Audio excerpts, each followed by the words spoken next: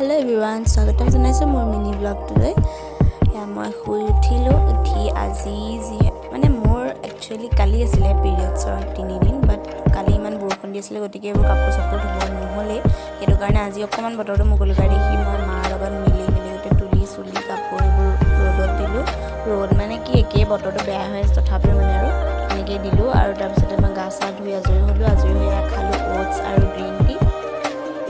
বতৰটো মুকলি কৰিলে বুলি চব ৰ'দত দিলোঁ বাট তথাপিও আকৌ বৰষুণ দিলে মানে একেই হ'লগৈ আৰু তাৰপিছতে মই লিখিবলৈ লৈছোঁ থিয়ৰী বৰগীতৰ আৰু মই ভাত খালোঁ। ভাত মানে প্ৰথমতে মই ভিডিঅ' কৰিবলৈ পাহৰিয়ে গ'লোঁ, তাৰপিছত খাই থাকোঁতে ভিডিঅ' কৰি ল'লোঁ। ভাত ধুনীয়াকৈ কাৰ্টুন চাই খাই আছোঁ ভাত আৰু মাছৰ জোল।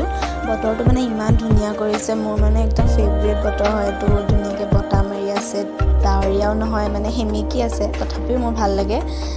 মই বতৰটো ধুনীয়াকৈ উপভোগ কৰি শুই আছোঁ। Bye bye.